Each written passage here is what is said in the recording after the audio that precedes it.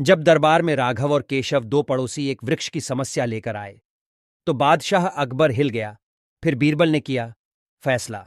बीरबल जो चाल चली उसे सुनकर आपको जरूर मजा आएगा।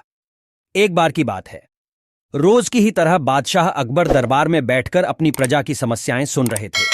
सभी लोग अपनी अपनी समस्याएं लेकर बादशाह के सामने हाजिर हो रहे थे और तभी राघव व केशव नाम के दो व्यक्ति अपनी समस्या लेकर दरबार में आए।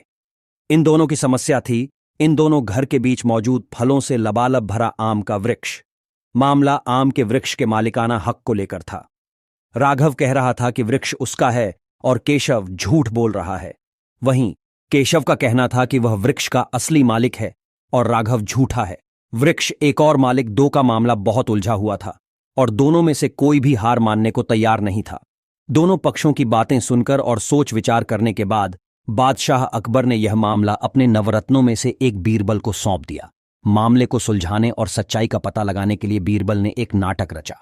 उस शाम बीरबल ने दो सिपाहियों से कहा कि वे राघव के घर जाएं और कहें कि उसके आम के पेड़ों से आम चोरी हो रहे हैं।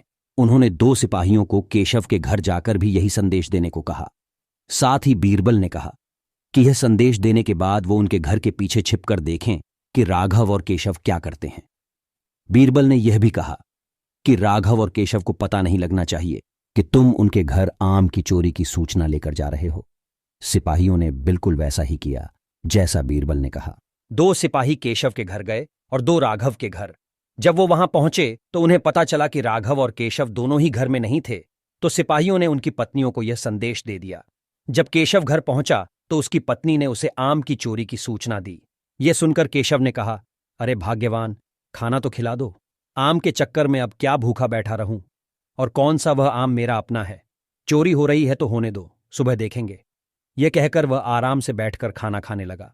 वहीं जब राघव घर आया और उसकी पत्नी ने यह बात उसे बताई तो वह उल्टे पैर वृक्ष की तरह भाग चला।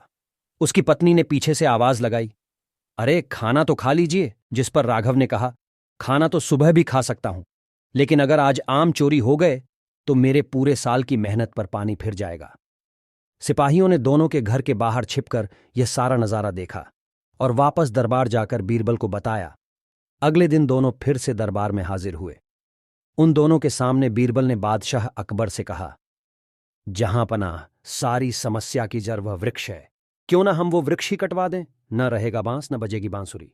बादशाह अकबर ने इस बारे में राघव और केशव से पूछा, इस बारे में आप दोनों का क्या ख्याल है। इस पर केशव ने कहा, हुजूर आपकी हुकूमत है, आप जैसा कहेंगे मैं उसे चुपचाप स्वीकार कर लूंगा। वहीं राघव ने कहा, मालिक, मैंने 7 वर्ष तक उस आम को सींचा है, आप चाहें तो उसे केशव को दे दीजिए, लेकिन कृपा करके उसे कटवाएं ना, मैं आपके आगे हाथ फैलाता हूं। उन दोनों की बात सुनकर बादशाह अकबर ने बीरबल की तरह देखा और कहा, अब आपका क्या कहना है बीरबल। इसके बाद बीरबल ने बादशाह को बीती रात का किस्सा सुनाया और मुस्कुराते हुए कहा, हुजूर, वृक्ष एक और मालिक दो, ऐसा कैसे हो सकता है। कल रात हुई घटना और आज हुई इस बात के बाद यह साबित हो चुका है कि राघव ही वृक्ष का असली मालिक है और केशव झूठ बोल रहा है। यह सुनकर बादशाह ने बीरबल को शाबाशी दी। उन्होंने अपने हक के खातिर लड़ने के लिए राघव को बधाई दी और चोरी करने व झूठ बोलने के लिए केशव को जेल में बंद करने का आदेश दिया। कहानी से सीख। एक वृक्ष और दो मालिक कहानी से हमें यह सीख मिलती है कि परिश्रम किए बिना छल से किसी और की चीज चुराने का अंजाम बुरा होता है। दोस्तों, कहानी कैसी लगी मुझे कमेंट बॉक्स में जरूर बताएं और चैनल को भी सब्सक्राइब करें। धन्यवाद।